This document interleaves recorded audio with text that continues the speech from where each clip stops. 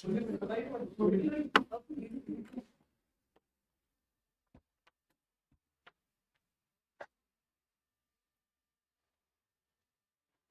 Everyone. Imagine कीजिए कि पिछले 10, 12, 13 साल से किसी इंसान को सिर्फ एक लाइफ सपोर्ट पे रखा जा रहा है। उसको मेडिकेशंस भी फीडिंग ट्यूब से दी जा रही हैं, उसको खाना भी फीडिंग ट्यूब से दिया जा रहा है। क्या आपको लगता है कि किसी भी इंसान की ऐसी ज़िंदगी होनी चाहिए? अगर आपको लगता है कि आप ये सोच भी नहीं पा रहे, इमेजिन भी नहीं कर पा रहे हैं, तो मैं आपको बताती हूँ इसका एक एग्जाम्पल जो भी हमें देखने को मिल रहा है वो है हरीश राणा।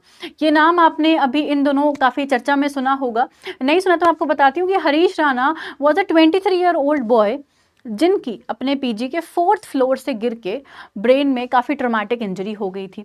और उसी इंजरी के चलते वो पिछले 12-13 सालों से, he is 32-33 years old now, पिछले 12-13 साल से वो एक वेजिटेटिव स्टेट में हैं। उन्हें खाना पीना मेडिसिन सिर्फ और सिर्फ फीडिंग ट्यूब से दी जा रही हैं। उनके पेरेंट्स जो हैं वो काफ़ी समय से डिमांड कर रहे थे कि इनको प्लीज़ पैसिव यूथनेशिया जो है वो अलाउ किया जाए, ताकि इनका जो ये जो ट्रॉमेटिक उनके साथ जो ब्रेन इंजरी हुई है और उसके साथ जो भी उनकी बॉडी है जो चीज़ें झेल रही है उसको झेलना बंद करे and let him pass peacefully. अभी कल that is Wednesday supreme Court ने एक हिस्टोरिक जजमेंट में अलाउ कर दिया है हरीश राणा का पैसिव यूथेनेशिया। बिल्कुल जी हाँ, सुप्रीम कोर्ट ने फर्स्ट टाइम अलाउ किया है पैसिव यूथेनेशिया। अब आपने पैसिव यूथेनेशिया स्टूडेंट्स पहले भी सुना होगा, स्पेसिफिकली अगर मैं बात करूं यूजीसी नेट लॉ के स्टूडेंट्स जो हैं उनको तो इस बारे में डेफिनेटली पता होना चाहिए। और अगर किसी को नहीं पता है, स्पेसिफिकली लॉ वाले बच्चे, तो मैं ये चीज़ अब नोट करनी है कि पैसिव यूथनेशिया जो है वो हम कहाँ पढ़ते हैं। कमेंट सेक्शन में पहले तो मुझे बताओ कि हम कहाँ पढ़ते हैं, इतने अपन चलते हैं आगे। So Supreme Court has allowed passive euthanasia for a man in 13-year vegetative state. Supreme Court has also urged the center to enact a comprehensive legislation addressing end of life care in the country. ठीक है, justice J B Pardiwala and justice K V Viswanathan की जो bench है उसने ये passive euthanasia जो है students allow किया है। हरीश राणा के लिए काफ़ी समय से वो जूझ रहे थे इस चीज़ से, अब सुप्रीम कोर्ट ने अलाउ किया है कि भाई पैसिव यूथनेशिया जो है वो परफॉर्म किया जाए। अब आपने ये टर्म पहले सुनी होगी, एक होता है पैसिव यूथनेशिया और एक होता है एक्टिव यूथनेशिया। इन दोनों के बारे में हम लोग आज चर्चा करने वाले हैं कि क्या होता है पैसिव यूथनेशिया और क्या होता है एक्टिव यूथनेशिया। यूथनेशिया स्टूडेंट्स अभी भी, euthanasia is basically killing of a person. अब यूथनेशिया अभी टिल नाउ काफ़ी कंट्रीज में ये इलीगल है, बट दो तरीके की यूथनेशिया हम यहाँ पे देख रहे हैं। एक साइड आप पैसिव देख पा रहे हैं, एक साइड आप एक्टिव देख पा रहे हैं। पैसिव यूथनेशिया क्या है? एक एक्ट ऑफ ओमिशन है, एज इन कि जो इंसान वेजिटेटिव स्टेट में है वो किसी ना किसी लाइफ सपोर्ट पे होगा, तो उस लाइफ सपोर्ट का withdrawal, the withdrawal of life support that is keeping that person alive, वो आप क्या कर दीजिए, हटा दीजिए। वो कोई वेंटिलेटर भी हो सकता है, it can be medication, it can be drugs, it can be food, आप ये सारी चीज़ें जो है हटा दीजिए and let the man pass peacefully, ताकि वो इंसान जो है अपने ऑर्डिनरी कोर्स ऑफ नेचर में जिस चीज़ ने उसको ज़बरदस्ती जिंदा रख रहा था वो चीज़ आप हटा दीजिए, ताकि वो इंसान जो है अपने ऑर्डिनरी कोर्स ऑफ नेचर में पास ऑन कर जाए।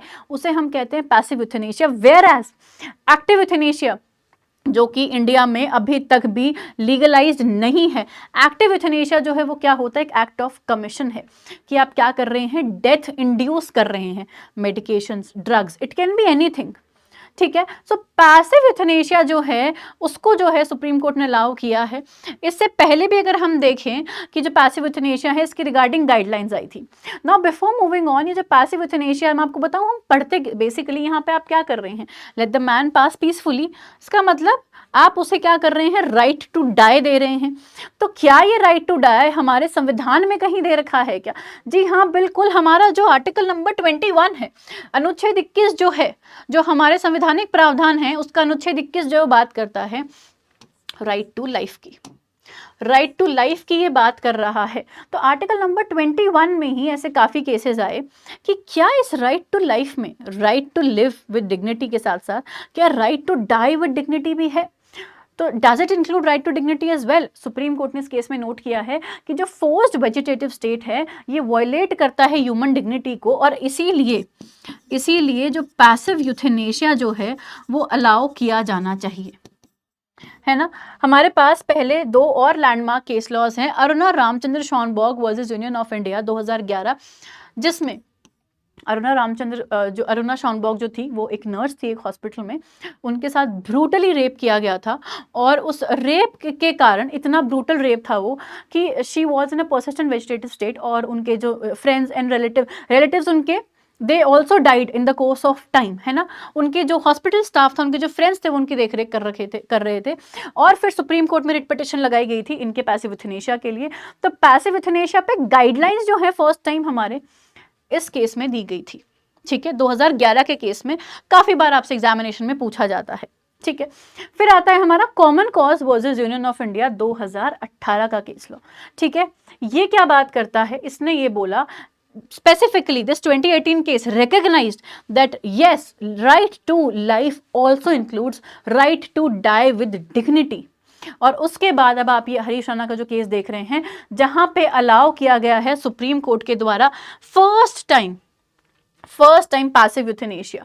ठीक है, in historic first in India the Supreme Court on Wednesday permitted the withdrawal of artificial life support to Harish Rana, a 32-year-old who has been in a vegetative state for almost 13 years। he is a resident of Ghaziabad in UP, जिनको head injury suffer हुई थी after falling from a 4th floor flat in Chandigarh in August 2013। आप देखिए 2013 से लेके 2026 चल रहा है, 13 ईयर्स हो चुके हैं इस बात को। तो अब यहाँ पे परमानेंट वेजिटेटिव स्टेट थी, तो अब bench of justice JB Pardiwala and justice KV Viswanathan has allowed, उन्होंने बोला है कि इस परिस्थिति और इस केस के तथ्यों को देखते हुए हम जो है अलाउ करते हैं कि जो पैसिव यूथनेशिया जो है वो दिया जाए। ठीक है ना? तो ये जो जजमेंट है स्टूडेंट्स, या ये जो केस है, ये आप लोगों के लिए बहुत इंपॉर्टेंट है। इसके साथ ही जो दो केस लॉज मैंने आपको बताए, वो भी आपके एग्जामिनेशन के लिए इंपॉर्टेंट है। एग्जामिनेशन ही नहीं, ये आपको पता होना चाहिए एज अ सिटीजन ऑल्सो कि हमारे राइट टू लाइफ में कितने कितने तरीके के राइट्स जो हैं वो इंक्लूड होते हैं। ठीक है, एज अ सिटीजन हमें ये जो रोजमर्रा की चीजें हैं इनसे अवगत होना चाहिए। So that's it for today, मिलते हैं नेक्स्ट वीडियो में। आज के लिए इतना ही। Do let me know comment section में कि Gian Kaur versus State of Punjab का जो केस है वो फिर यहाँ पे किस तरीके से आता है। Gian Kaur versus State of Punjab भी एक इंपॉर्टेंट केस लॉ जो मैंने आपको बताया नहीं है, अभी मैं आपसे जानना चाहूंगी कमेंट सेक्शन में कि वो केस जो है वो यूथनेशिया से फिर कैसे रिलेटेड है। That's it for today students, thank you so much.